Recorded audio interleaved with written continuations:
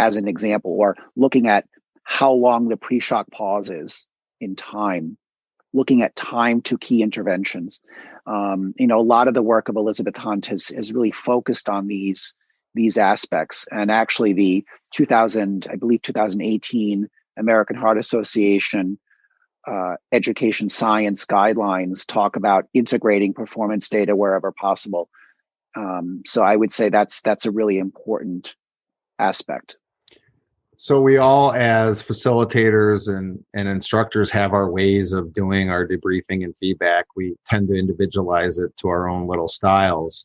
I know you developed the PEARLS model of debriefing with Adam Chang. Can you please describe it for our listeners? Well, I mean, the PEARLS model, which, the acronym is about, hunting for pearls, digging for pearls of wisdom, so to speak. Really, it's a blended debriefing framework that integrates a number of different educational strategies into the analysis part of a debriefing, namely learner self-assessment, getting learners to assess their own performance. What was working for you? What would you change? Or what were your successes and challenges? Anything along those lines. Then facilitating focused discussion around specific areas of performance, decision-making, communication, teamwork, etc. And then, of course, there's, providing them with information in the form of directive feedback or teaching. And I think that is how I debrief. And you make judicious use of each of those three strategies, depending on the performance domain, the learner group, and how much time I have available, and these sort of things. And I'm a big fan of also focused facilitation, which I think one could integrate very beautifully in these coaching conversations, if you will, that are embedded within deliberate practice, because I can direct your people's attention. So if I look at some of the procedural skills that you do, let's talk about sterile technique. This is what I'm seeing. And then you can either use one of those three educational strategies. Again, getting them to self-assess, focus facilitation, or directive feedback and teaching. And I would say probably if it's a cyclical deliberate practice thing, and it's going to be very specific, I would just facilitate a focused discussion around a particular area, because I want to get right back to the practice. Now, the one thing I will say is the more experienced a learner is, think practicing clinicians, whether physicians or nurses or whatnot, I would not leap to giving directive feedback until it's clear what their learning needs are. Because sometimes people do things that may not make sense to me, but they made very good sense to them. And so that's where questioning techniques come in, like, sharing your point of view, using advocacy inquiry as an example. This is what I'm seeing. This is what goes through my mind when I see that. Tell me more, right?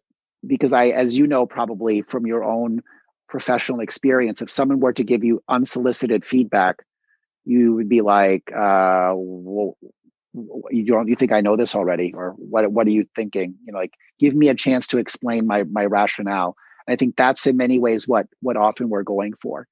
But I think when you're knee deep in the deliberate practice and you know where people's learning edge is, you've already figured that out, and you know that they need feedback to improve, then you could just go for that, right?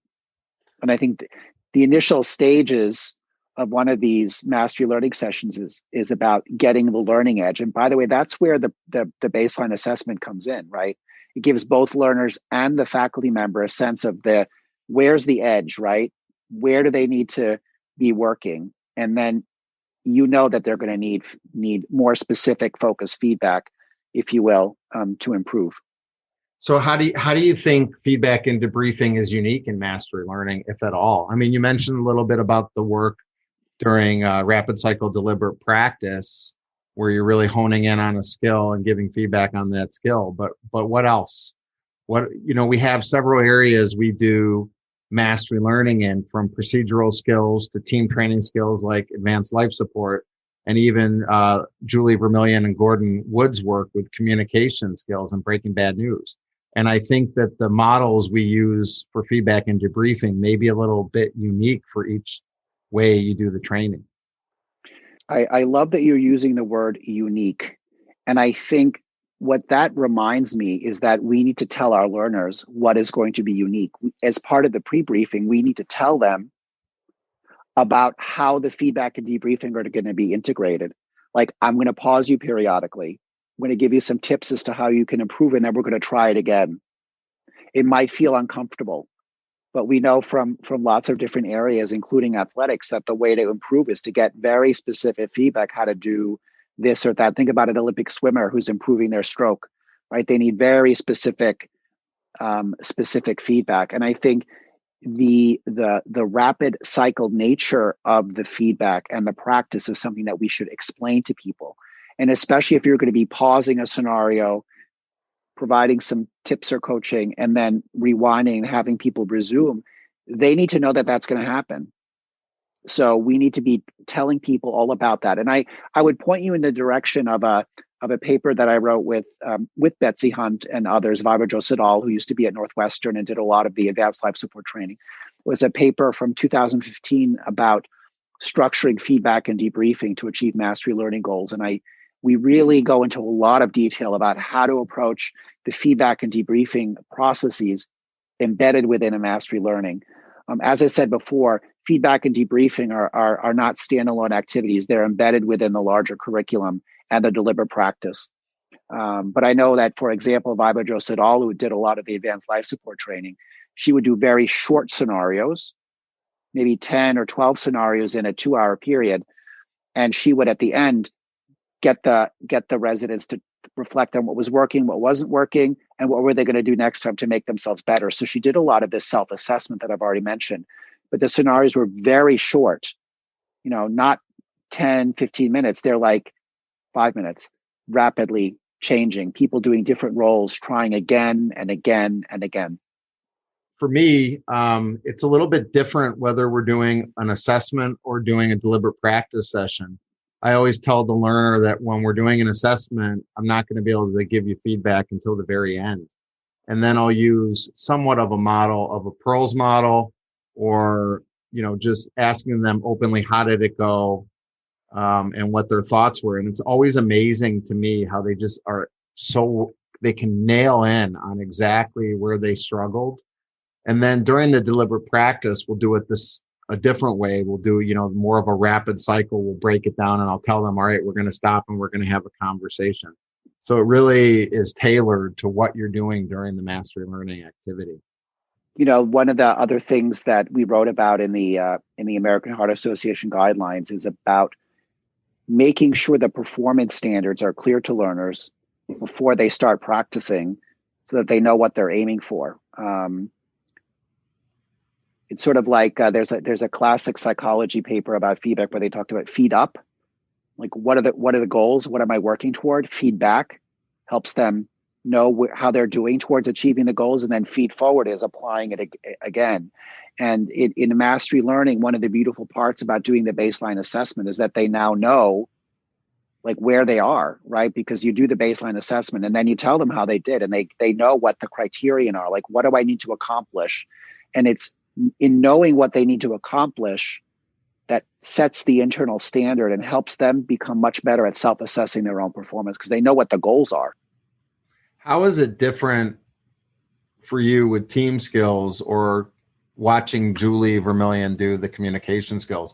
I know they will often stop and call a timeout during an interaction and then give directed feedback. And that's really the definition of deliberate practice, is having directed feedback by an expert instructor. I mean, you talk about team skills and communication skills, and I know, having watched Julie and Gordon many times and just really enjoying their process, learners can also call a timeout. They can phone a friend. They can seek feedback. So it's a very learner-driven pause, and the directed feedback is but one strategy there.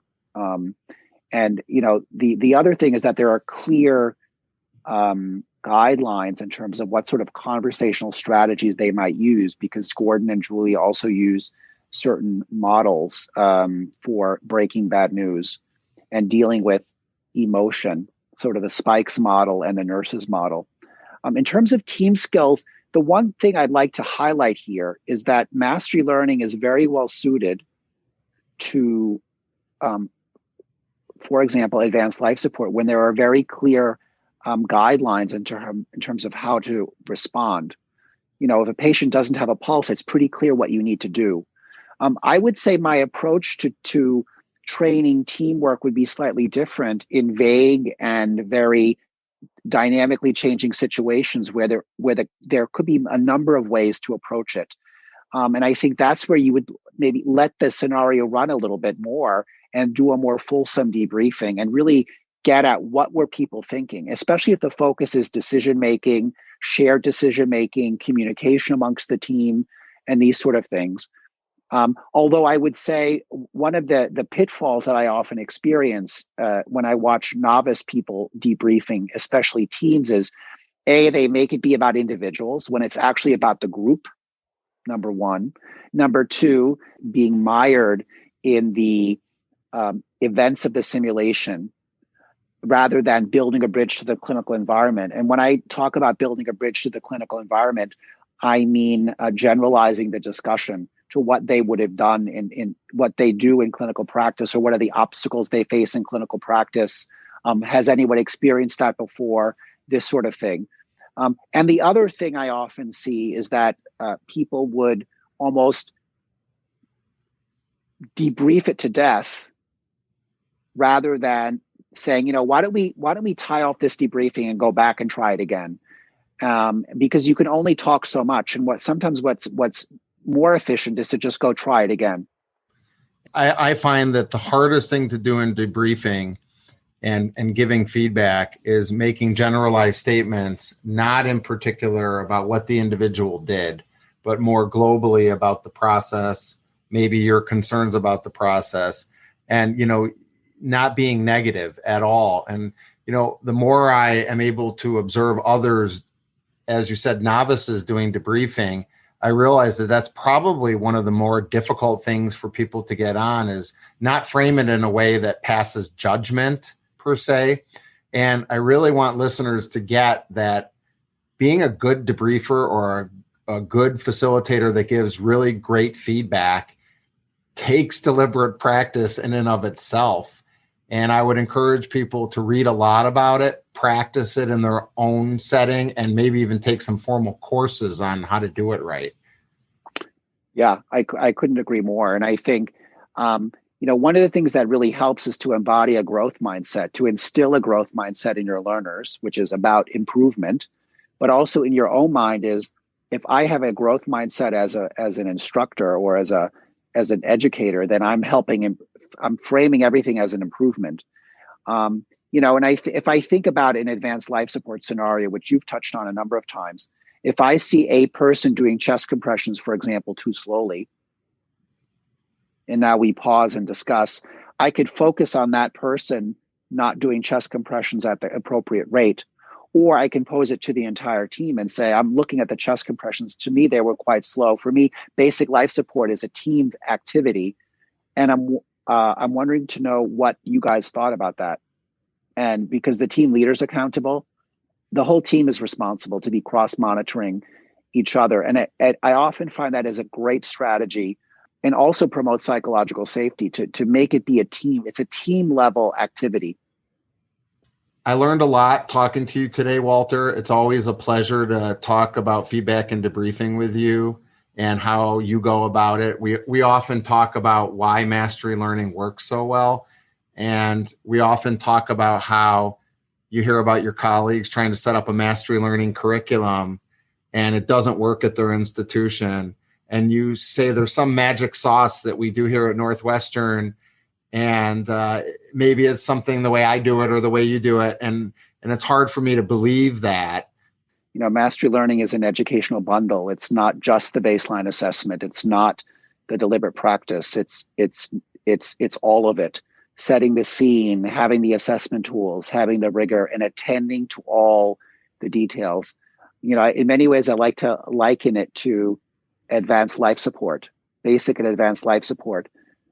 You have to do everything meticulously in order for it to work.